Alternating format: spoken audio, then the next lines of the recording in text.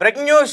Operation సింధూరం తర్వాత ఆ రోజు పహల్గామ్ అటాక్లో ఎవరైతే చనిపోయారో శుభం ద్వివేది ఈరోజు మాట్లాడుతూ తన భర్తకి సరైన నివాళి ఈరోజు నేను అర్పించినట్టు అనిపించింది, అతని ఆత్మకి శాంతి చేరుతుంది, అలాగే ముఖ్యంగా ఇండియన్ ఆర్మీకి నా కృతజ్ఞతలు కూడా తెలియజేస్తానంటూ ఈ శుభం ద్వివేది వాళ్ళ కుటుంబ సభ్యులు, వాళ్ళ తండ్రి గారు, మొత్తం వాళ్ళ ఫ్యామిలీకి సంబంధించిన రిలేటివ్స్ అందరూ కూడా, ఆ ప్రాంతానికి సంబంధించిన నాయకులందరూ కూడా ఈరోజు వెళ్ళి శుభం ద్వివేది పటానికి వాళ్ళందరూ కూడా నివాళులు అయితే అర్పించడం జరిగింది. నిజానికి ఇది ఒక మంచి రోజనే చెప్పుకోవాలి. ఎందుకంటే మన భారత పౌరుల్ని 26 మందిని అతి దారుణంగా మీరు హిందువా కాదా అని వాళ్ళ ప్యాంటు తీసి వాళ్ళ అంగం చూసి వాళ్ళు సుంతి చేయించుకున్నారా లేదనేది కూడా చూసి వాళ్ళని అతి కిరాతకంగా దారుణంగా చంపేశాయి పాకిస్తాన్ పెంచి పోషిస్తున్న ఉగ్రవాది కుక్కలు. మొత్తానికి ఆపరేషన్ సింధూర్తో ఈరోజు ఒక్కసారిగా మొత్తం ప్రపంచం మొత్తం ఒక్కసారిగా ఉలిక్కి పడింది. ఏంటి భారత్ అసలు ఎటువంటి దాడి చేస్తుంది, వారిపైన ఎలాంటి కక్ష తీర్చుకోబోతున్నట్టు కూడా పాకిస్తాన్ కూడా ఎదురు చూస్తుంది. ఆ టైం వచ్చింది, దెబ్బకు కొట్టాం. మనం కొట్టిన దెబ్బకి పాకిస్తాన్ అబ్బలు గుర్తొచ్చారు. ఎందుకంటే రీసెంట్గా ఆసిఫ్ మునీర్ ఆ 4 తరాల వెనక్కి వెళ్ళి మాట్లాడుతున్నాడు. మా తాతలు ఇదంతా కూడా చేసింది ఎవరి కోసమని ఇదంతా కూడా మాట్లాడుతున్నాడు. అదంతా కూడా మేము మర్చిపోలేదు, ఆ భారత్కి సరైన దెబ్బ కొడతాం, సరైన సమాధానం చెప్తామంటూ కూడా వాళ్ళు చెప్పే ప్రయత్నం చేస్తున్నారు. అలాగే ఈ ఆపరేషన్ సింధూర్లో ఎవరైతే మన ఇండియన్ ఎయిర్ ఫోర్స్ అక్కడికి వెళ్ళి ఉగ్రవాద సంస్థలపైన దాడి చేసిందో దాని తర్వాత పాకిస్తాన్ మీడియాలో కూడా ఒక వార్త బాగా హల్చల్ అవుతుంది. ఏంటంటే వాళ్ళు అక్కడ మన జెట్స్ని 3 జెట్స్ని వాళ్ళు దాడి చేశారంట, అర్థం చేశారంట, ఒక ఫ్లాగ్ని ఎగరేశారంటూ కూడా వాళ్ళు చెప్పే ప్రయత్నం చేస్తున్నారు. నాకు తెలిసి మరి వాళ్ళు ఏమైనా పెట్టలను కొట్టారేమో, లేకపోతే ఏమైనా గ్రద్దలను కొట్టారేమో, వాటిని కొట్టేసి, అంటే అవి కూడా అంతే సైజులో ఉంటాయి కదా. రీసెంట్గా మనం చూసాం పాకిస్తాన్కి సంబంధించి ఆ జెట్స్లో ఎంతెంత ఉన్నాయో, వాళ్ళు ఏమేమి విన్యాసాలు చేస్తున్నారు, అదంతా కూడా వేరే విషయం. అంటే బహుశా వాటిని కొట్టి నిజంగానే ఇండియన్ జెట్స్ని కొట్టినట్టు వాళ్ళు ఫీల్ అవుతున్నారేమో నాకు తెలిసి. దానికి సంబంధించి కూడా మరొక వార్త వెళ్ళకి రావాల్సింది. అయితే ప్రస్తుతం మా హారిక లైన్లో ఉన్నారు, మా ప్రతినిధి. ఒకసారి శుభం ద్వివేది వాళ్ళ వైఫ్ అసలు ఏం మాట్లాడారు, ఎలాంటి విషయాలు షేర్ చేసుకున్నారు, ఈ విషయాలన్నీ కూడా ఒకసారి తెలుసుకునే ప్రయత్నం చేద్దాం. హారిక చెప్పండి, ఏంటి ఏం మాట్లాడుతున్నారు శుభం ద్వివేది వాళ్ళ వైఫ్? రైట్ తేజ, ప్రస్తుతం పహల్గామ్ ఉగ్రదాడిలో కాన్పూర్ కు చెందిన 31 వ్యాపారవేత్త శుభం ద్వివేది ప్రాణాలు కోల్పోయారు. అయితే భారత్ ప్రతీకార చర్యపై ఆయన భార్య స్పందిస్తూ, నా భర్త మరణానికి ప్రతీకారం తీర్చుకున్నందుకు ప్రధాని మోదీకి ధన్యవాదాలు అంటూ తను చెప్పుకొచ్చింది. అయితే మా కుటుంబానికి మొత్తానికి ఆయనపై పూర్తి నమ్మకం ఉండే ఎప్పటికీ ఉంటుంది. కాబట్టి ఆయన పాకిస్తాన్ కి ఇచ్చిన సమాధానం మా నమ్మకాన్ని నిలబెట్టింది అని చెప్పేసి ఆయన భార్య చెప్తున్నారు. అయితే నా భర్తకు అసలు సిసలైన నివాళి ఇదే అని చెప్పేసి ఆపరేషన్ సింధూర్ ని పొగుడుతున్నారు. అయితే నా భర్త ఆత్మ ఎక్కడున్నా ఈ రోజు శాంతితో ఉంటుంది అని ఆమె అనడం, అండ్ ఆమె కుటుంబానికి ఉపశమనం లభించింది అని చెప్పేసి కూడా అంటున్నారు. అయితే శుభం ద్వివేది తండ్రి సంజయ్ ద్వివేది కూడా మాట్లాడారు.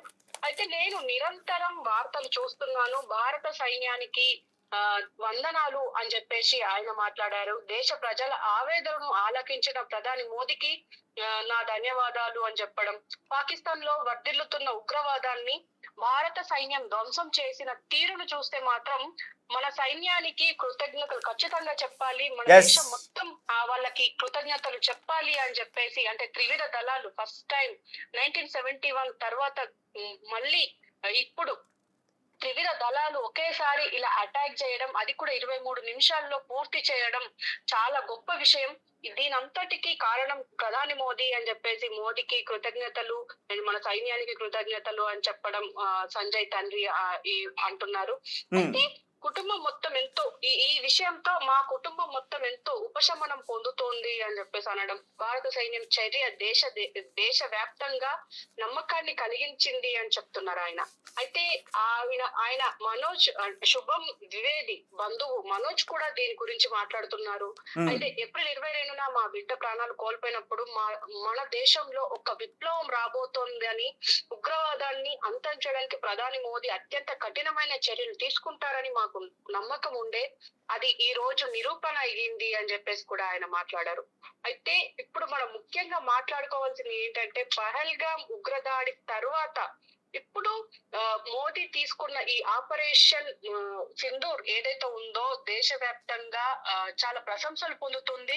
అండ్ ఇతర దేశాల్లో కూడా దీని గురించి మాట్లాడుకునే ఆ దుస్థితి తీసుకొచ్చింది. అంటే ఇప్పుడు అన్ని సమన్వయం పాటించాలి అని చెప్పేసి ఇప్పుడు మనం ఇప్పుడు ఇజ్రాయెల్ గాని, యుఎస్ గాని, ఇంకో పక్క రష్యా గాని ఇప్పటికీ సమన్వయం పాటించండి ఇరు దేశాలు అని చెప్పేసి అన్నప్పటికీ కూడా కరెక్ట్ అంటే భారత్ కి మద్దతున్న ఈ రష్యా కావచ్చు లేకపోతే ఇతర దేశాలు కావచ్చు ఇవన్నీ మాట్లాడడం సంయమనం పాటించిన అనొచ్చు. కానీ ఇక్కడ పాకిస్తాన్కి సపోర్ట్ చేస్తున్న చైనా కూడా సంయమనం పాటించాలంటూ కూడా మాట్లాడుతుందంటే అసలు ఏ రకంగా అనుకోవాలి? చైనా కూడా వెనక్కి తగ్గిందని అనుకోవాలిగా పాకిస్తాన్తో పాటు. ఖచ్చితంగా భయపడింది అని చెప్పుకోవాలి. ఒక రకంగా చెప్పాలి అంటే ఎందుకు అని అంటే మోదీ గాని ఇప్పుడు మన ప్రభుత్వం ఏది ఉన్నా సరే మనం సర్ప్రైజ్ ఇవ్వడం మన దేశానికి చాలా అలవాటు. ఎందుకంటే సర్జికల్ స్ట్రైక్ చూసుకోవచ్చు, మనం పహల్గామ్ అటాక్ తర్వాత ఇచ్చిన స్ట్రైక్స్ చూసుకోవచ్చు, ఇప్పుడు ప్రస్తుతం అంటే మొన్న జరిగిన ఈ ఉగ్రదాడికి సంబంధించి ఇప్పుడు జరిగిన ఈ స్ట్రైక్ కావచ్చు. ఖచ్చితంగా సర్ప్రైజ్ అనుకోవాలి. ప్రతి దానికి మన దగ్గర ఒక సమాధానం ఉంటుంది, దానికి ఖచ్చితంగా ఒక సర్ప్రైజ్ ఇవ్వడం మనకు అలవాటే. సో ఇది కూడా ఈ సర్ప్రైజ్ ని వాళ్ళు ఊహించుండకపోయి ఉండొచ్చు నాకు తెలిసి. అంటే రెడీగా ఉండొచ్చు కానీ ఊహించకపోయి ఉండొచ్చు. ఎందుకంటే మనం ఆల్రెడీ నిన్న మనకు వచ్చిన వార్త ఏంటి, రేపు దేశవ్యాప్తంగా అన్ని మాక్ డ్రిల్స్ నడుస్తూ ఉంటాయి, అందరు పాల్గొనాలి, సివిలియన్స్ కి సంబంధించి ఈ మాక్ డ్రిల్స్ నడుస్తుంటాయి అని చెప్పేసి మనం అనుకున్నాము. అండ్ ప్రపంచ మీడియా కూడా దీని గురించి మాట్లాడుకుంది. కానీ సడన్ గా ఇప్పుడు ఎవరు ఊహించినట్టుగా 1:45 నిమిషాలకి ఇది స్టార్ట్ చేయడం, జస్ట్ 23 నిమిషాల్లో కంప్లీట్ చేయడం. మే 7 పాకిస్తాన్ మొత్తం గుర్తుపెట్టుకుంటుంది. మే 7 అనే తేదీని ఖచ్చితంగా జీవితాంతం ఆ 7ని చూస్తే వాళ్ళు ఏడుస్తూనే ఉంటారు. అట్లాంటి అటాక్ చేసాం ఈరోజు మనం. దాదాపు ఉగ్రవాది సంస్థలకు సంబంధించి 100 పైగానే, ఇంకా మనకి సరైన లెక్క బయటకు రాలేదు, 100 పైగానే ఆ ఉగ్రవాది కుక్కలు చచ్చిపోయారు. కానీ పాకిస్తాన్ మీడియా వాళ్ళ గురించి చెప్పే ప్రయత్నం చేయడంలా, కేవలం ఇండియా జెట్స్ని మేము కూల్ చేసాం, ఇండియా జెట్స్ పడిపోయాయి, మేము కన్ఫర్మ్ చేసుకుంటాం. ఒకవేళ నిజంగానే అక్కడ జెట్స్ కూలిపోయి మా సైన్యం ఎవరన్నా చనిపోయారు ఇంకో మేము గర్వంగా చెప్పుకుంటాం ఒక యుద్ధానికి వెళ్ళి మా యోధులు చనిపోయారని చెప్పేసి. కానీ పాకిస్తాన్ మీడియా వాళ్ళ ఉగ్రవాది సంస్థల గురించి చెప్పుకోవట్లేదు. హరకి ఇది వాస్తవమే కదా? రైట్ ఖచ్చితంగా. ఎందుకంటే ఈవెన్ మనకి ఇప్పుడు ఒక వీడియో కూడా వైరల్ అవుతుంది. Pakistan news anchor I think ఆమె కూడా ఏడుస్తూ మా దేశం మీద ఇంత కక్ష కట్టారు ఏంటి అని చెప్పేసి కూడా తను ఏడుస్తూ మాట్లాడిన విధానం మనం చూస్తుంటే, అంటే భారత్ వాయుసేన దాడితో పాకిస్తాన్ ఒక్కసారిగా ఉలిక్కి పడిందని చెప్పాలి. ఉగ్ర స్థావరాలే కాదు, ఈ దాడి ఒక పక్క సాగుతుండడం టైంలోనే ఇలా ఆమెకు సంబంధించి ఇలా ఒక వీడియో వైరల్ అవుతుంది మన దేశంలో.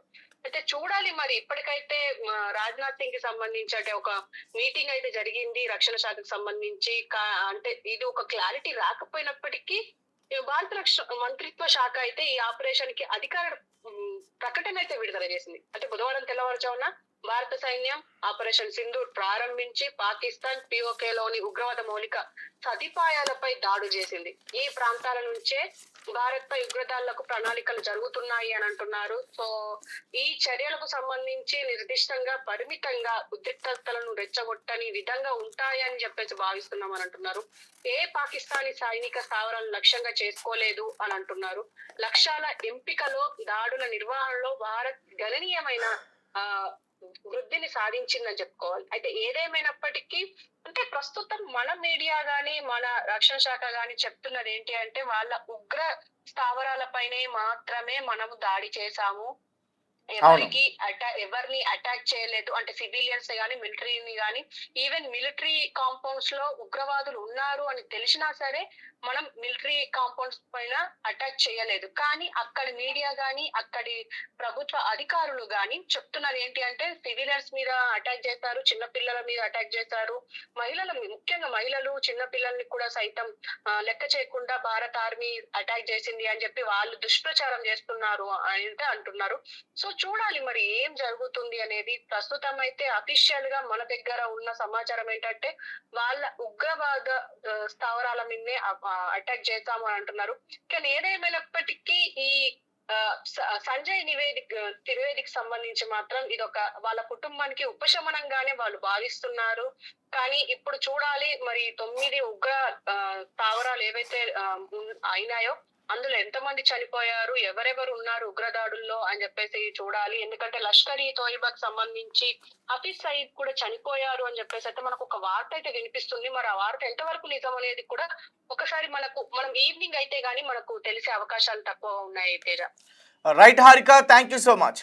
సో గాయ్స్ చూసారు కదా, పాకిస్తాన్ మొత్తం కూడా భయపడుతుంది. పాకిస్తాన్ ఉన్న ఆర్మీకి కూడా ఫ్యాన్క్లో ఖచ్చితంగా పడుతుంది. ఎందుకంటే ఒక పక్క బలోచిస్తాన్ వెనక నుంచి వేసేస్తుంది, ఒక పక్క ఇండియా ప్రతిదాడులు చేస్తుంది. ఎందుకంటే పహల్గామ్ అటాక్ ఎటువంటిదో అందరికీ తెలుసు.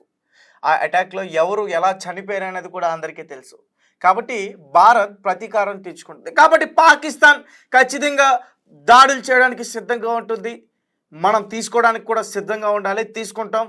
భారతీయులు పారిపోయే ప్రజలైతే కాదు, నిలబడి పోరాడతారు. కాబట్టి మన ఆర్మీ సైన్యానికి ఇక్కడ హ్యాట్స్ ఆఫ్ చెప్పుకోవాలి.